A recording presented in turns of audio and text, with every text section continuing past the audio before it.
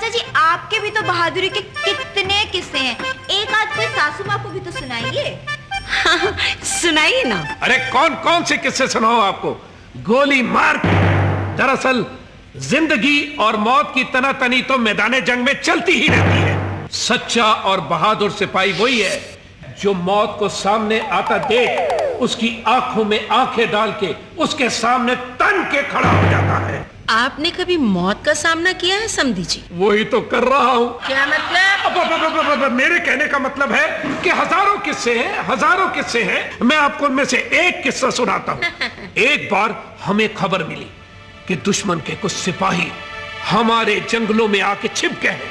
उनको ढूंढना था। मैंने अपने कुछ सिपाहियों को साथ लिया और जंगलों में चले गया।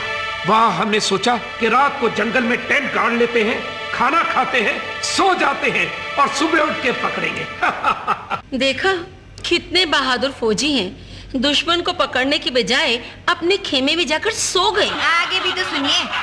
अरे आगे सुनिए। अभी हम खाना खा ही नहीं पाए थे कि दुश्मनों ने हम पे फायरिंग शुरू कर दी। चारों तरफ से मेरे कुछ फौजी सिपाहियों ने उनकी लाशें बिछानी शुरू कर दी। मैंने भी जल्दी से देखा इधर उधर के मेरी गन नहीं मिल रही मुझे, मैं क्या करूं? इतनी लापरवाही एक फौजी के लिए अच्छी नहीं है समधी जी कि अपनी बंदूक रखकर भूल जाए। वो दरअसल जल्दी में मेरा एक फौजी भाई मेरी बंदूक बाहर ले गया था। जब मैंने देखा कि मैं निहत्था हूं, मेरे पास कुछ नहीं है, तो सामने मुझे एक सब्जी काटने वाला चाकू दिखाई दिया। मैंने उस चाकू को ही उठा लिया और अपने टेंट से बाहर निकला। बाहर आते देखा मैंने दुश्मन के फौजियों को, मेरा खून उबाले खाने लग गया। मैंने सारे दुश्मनों की गर्दनें काट दी उस चाकू से। देखा सासू माँ मेरे चाचा जी की बहादुरी। हाँ देख ली बहादुरी।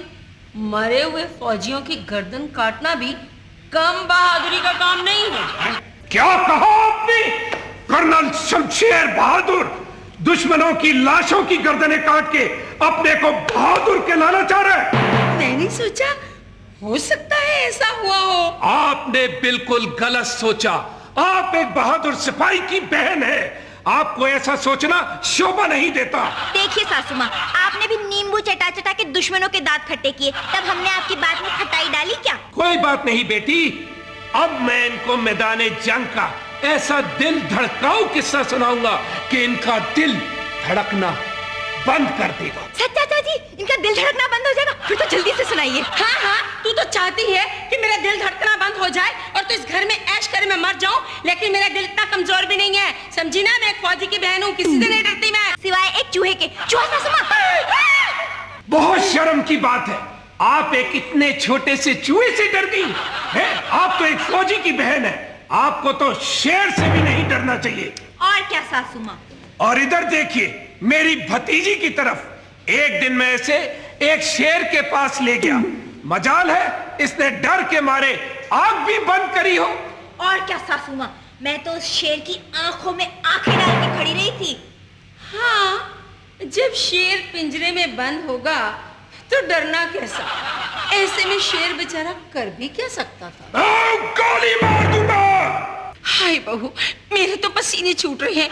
तेरे चाचा जी की बातें सुनकर मेरे दिल की धड़कन कभी कार की स्पीड से चलती है तो कभी साइकिल की स्पीड से। तेरे चाचा जी को ये गोली बम धमाकों के अलावा कोई बात करनी नहीं आती। अरे सासू माँ, अब चाचा जी फौज में हैं तो रोमांस के किस्से तो नहीं सुनाएंगे ना? और उनकी जंग के किस्से सुन सुनकर मुझे रात को सपने में भी तोप से गोले चलते दिखाई देते हैं। अब उनको तो आदत है अपने जंग के किस्सों को सुनाने की, तो सुनने वाला भी तो कोई चाहिए ना। तो तू सुनना। क्यों, आपको सुनने से डर लगता है? आप तो कह रही थी कि आपका भाई फौज में है, अभी तो आप उसके लंबे लंबे किस्सों का बखान कर रही थी। कह दीजिए फिर वो सब झूठ था। मैं क्यों झूठ बोलने लगी भला? झूठ ही तो था, ये बताने के लिए कि आपके खानदान में भी कोई बहादुर फौजी है। देख, मेरा भाई फौज में था, पहले मैं उसकी बातें बहुत निडर होकर सुनती थी, पर अब तेरे साथ रहकर मैं डरपोक बन गई।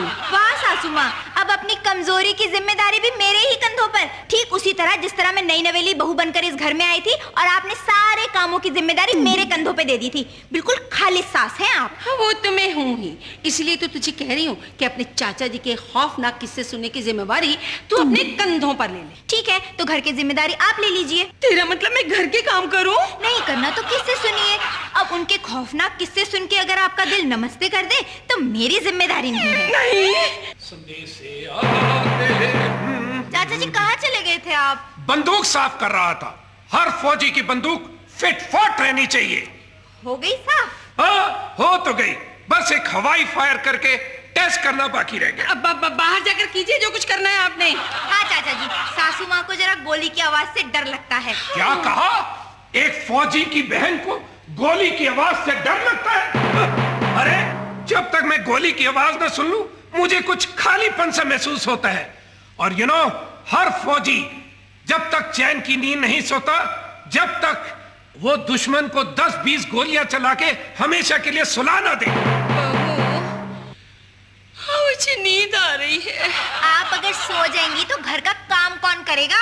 नहीं बेटी, घर का काम तुम्हें करना चाहिए है? जाओ तुम काम करो और मैं इन्हें जंग के ऐसे खौफनाक किस्से सुनाता हूँ कि इनकी नींद एकदम भाग जाएगी। हमेशा के लिए? हाँ। इन्हें क्या हुआ? सो गई है बेहोश होकर। बेहोश?